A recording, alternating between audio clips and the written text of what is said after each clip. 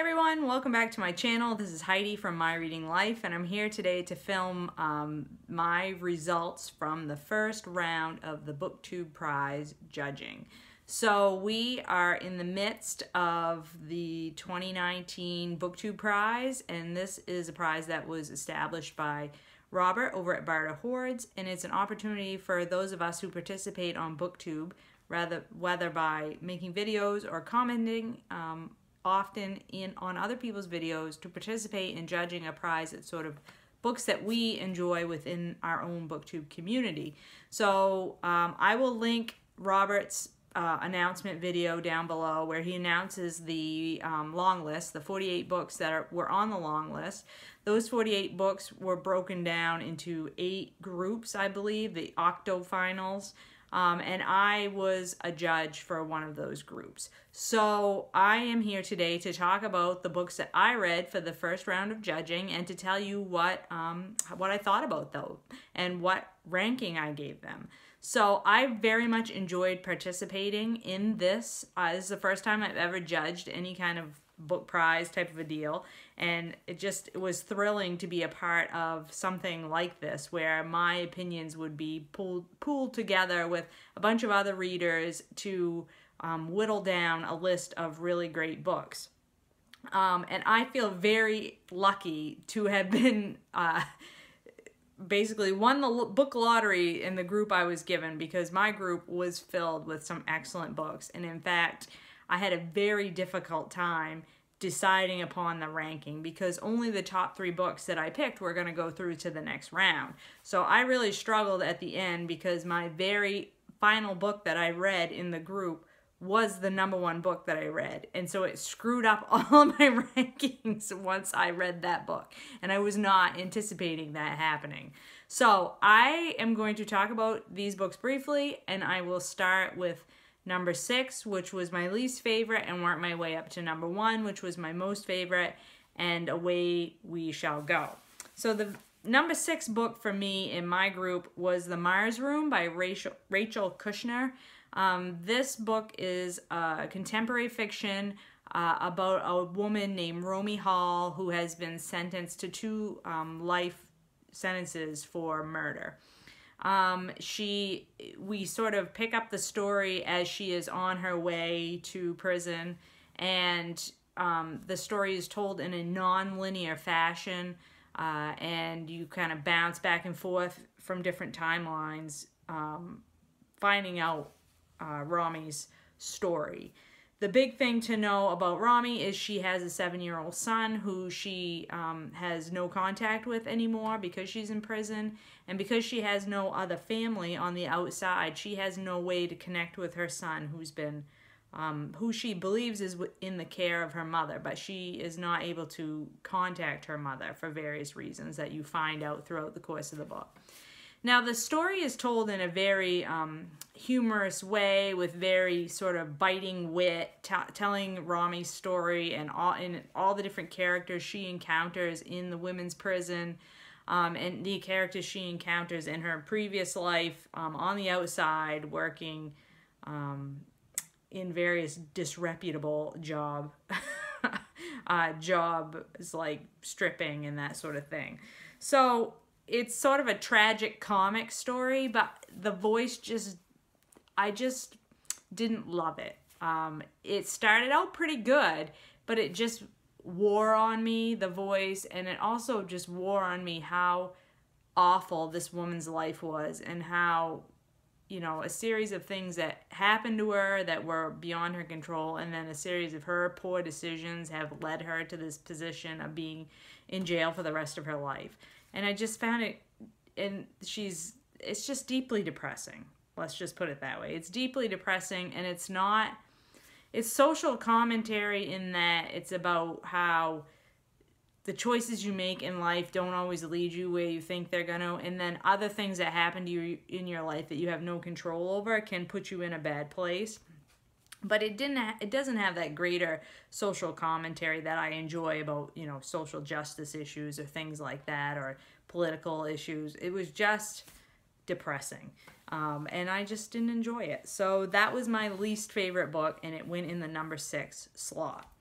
In the number 5 slot was How to Stop Time by Matt Haig. And this is sort of a, I guess you could call it a speculative fiction type book in which a man named Tom Hazard is basically immortal for all intents and purposes.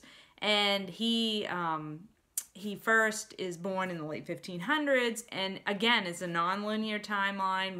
We go back and forth through different stages of his life and start to piece together what all has happened to him. But basically everything, it's all about how do you live a life when the people that you love have been taken away from you for whatever reason. And can you go on to live a happy life even though these people that you love have been taken away from you for various reasons? And Tom has to ask himself these questions over, hundreds of years, because he's born in the late 1500s, and, we're also getting his story in the current day. So it's everything that's happened to him in between those time periods. So, it was a good story. It was enjoyable, but it was just one of those middle of the road, entertaining while you're reading it, but not anything super memorable. I didn't actively dislike it, but I also didn't really love it either.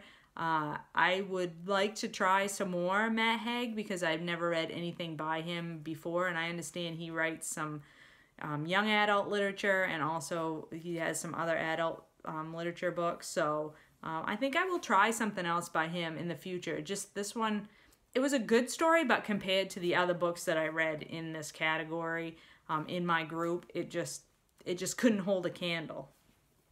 So now the 4 and the 3 positions were my most difficult positions to pick, because both of the books that are in the 4 and 3 positions are 4-star reads for me.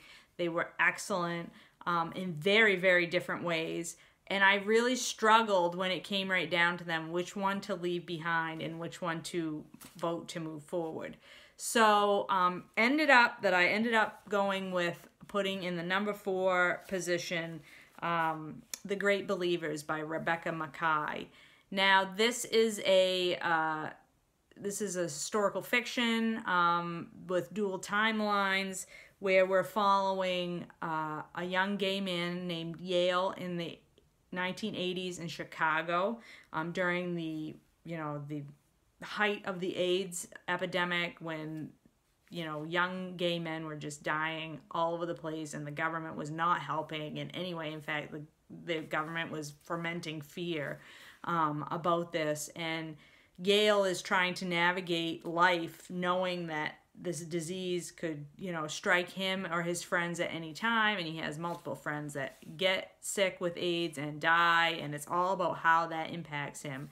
And then on the other hand, we're following another timeline in 2015 of a woman in her 50s named Fiona, who is trying to find out what's happened to her daughter, who has joined a cult. And so she travels to Paris because of a video that she sees on social media that she thinks shows her daughter in the background. So I listened to this book on audio. It's a big chunker of a book, and the audio is quite long. I think the audio was like 20 hours or something like that. And I truly loved the timeline, the part of the story that takes place in Chicago with Yale and following him. He's tracking down some artwork. This elderly lady he works for an art museum for one of the colleges in Chicago, and he has been put in charge of trying to acquire this art collection from this elderly woman, and she's telling her story of how she came to have these pieces of art. And it all is in juxtaposition to what's happening to these young men in Chicago during the height of the AIDS crisis. And in the meantime, you're kind of wondering how this woman in her 50s fits in with these young gay men in the 80s storyline. And as the story progresses, you start to see more and more how the two storylines piece together until you get to the end. And the end is great in The Great Believers. It is so emotionally, what's the word I want? It just hits you in all the feels at the end. But I will say that there were times when especially the storyline of Fiona, the woman in her 50s in Paris trying to chase down her wayward daughter, was not super interesting to me. I love the Yale storyline, and it kind of went back and forth in each chapter, whether you were with one or the other of these characters. But Fiona's storyline I didn't find as compelling. And that's why, in the end, I put The Great Believers in the number 4 position. And then in the number 3 position, I put My Sister the Serial Killer by Oyinkan Braithwaite, which is a debut novel. Braithwaite is, now I can't remember which African country she comes from. I think it's Nigeria, but I could be wrong. I will write it here if I am incorrect about which country she comes from.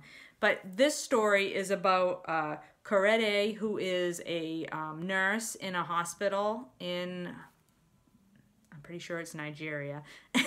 And her sister, Ayoola, is, you know, one of the beautiful people. She's beautiful, she's charming, everybody loves her, men fall in love with her all the time, but Ayoola has this problem of killing her boyfriends and then calling her sister to help dispose of the body. And that's not a spoiler, it happens in the very first page of the novel. And it's a short novel, the chapters are extremely short, so it's a very punchy read, and you're just quickly reading through it. The whole book is only a little over 200 pages, I think, and so it's this very pacey read, and you're just turning the pages trying to find out what's happening between these two sisters. And I absolutely loved the relationship between Crawdads and Ayoola, because to me it felt, I mean, obviously the whole killing your boyfriend's part off wasn't real, but I am a big sister and I only have one sibling, a younger sister. And there were parts of this sibling relationship that Braithwaite has nailed very much. And at first you think this book is very, it's an entertaining read. And of course it's about something that's, you know, sort of silly, but there's much deeper things going on in the undercurrents of this book, and as you read along you find out what some of those undercurrents are. But so it's not only about, you know, the sibling relationship. There's other issues within this family that Crawdads is dealing with and her sister is dealing with, and the end of this book is such a gut punch, and I loved it. I loved how it ended. I loved how it all got brought together. I thought it was fabulous. I can't wait to read more from this author. I love the theme of beauty is forgiven a lot of evils, you know, that people who are very attractive and very charming get forgiven for a lot of things that people who are less attractive would be called on. So all of those themes I thought were really great in this book. It's a fantastic read. I totally would recommend it. 4 stars for me, and that ended up in my number 3 place. Then guys, the top 2, number 2 and number 1, both 5-star reads for me. Both just blew me out of the water. I'm so thankful that I had this category of books to read from, because they were all so great. They really were. Even the Meyers Room, which I didn't love, was a worthwhile read, and I'm glad that I read it. Oh, excuse me. I have something under my contact. Fabulous. All right. So, the last 2 books in the number 2 position for me, and it was so hard for me to pick who to put in 2 and who to put in 1, but I'll tell you why I chose the way I did. In number 2 is Where the Crawdads Sing by Delia Owens. I mean, this book's been talked about everywhere. It was extremely popular around the turn of the year. A lot of people on BookTube have read about it. You've heard, you know, folks like Doris just sing its praises, and they are all right. This book is wonderful. This is a coming-of-age story where we learn about Kaya, a girl who basically is abandoned by her family at a very young age and left to fend for herself in the coastal swamps of North Carolina. She lives in a shack. She doesn't have enough food to eat. She grows up with no friends and no human contact, or very little human contact.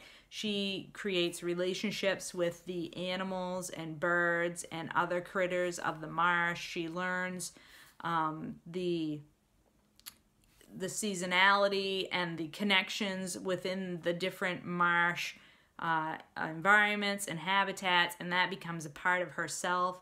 She survives by basically gathering food and shellfish from the marsh and selling the shellfish. She ends up developing a relationship with a black family who help her survive and become something of a second family, the only family that she really has, but she doesn't live with them. And then as she grows up and becomes a teenager, two young men come into her life. One young man, and it's sort of a, I won't call it a love triangle because it really isn't a love triangle, but these two young men have different connections with her. One young man teaches her to read and basically gives her the base that she needs to create a life for herself where she can survive and thrive. And then the other young man just wants to exploit her, basically sexually for the most part, but he has no real caring for her. And something terrible happens with one of these young men, and it's all about the fallout of that episode and how Kaya reacts to it, and how a person who grows up in isolation without any human contact, how that person might react when thrust into human society in a very stressful way. I love this book. The nature writing is just simply out of this world. I really enjoyed all of that part of the book. I mean, the whole part of Kaya's interactions in the swamp, and how she, you know, how basically growing up by herself and how she learns to survive in that way. I loved all of that. But I did struggle a bit with the two male characters and her interactions with those. I thought there was a bit of the sexuality in the book could be a bit over the top and a bit overly dramatic, I thought, and in a way that I didn't particularly find super realistic. So that's what brought it down just a tad. Still a 5-star read for me. Still loved it.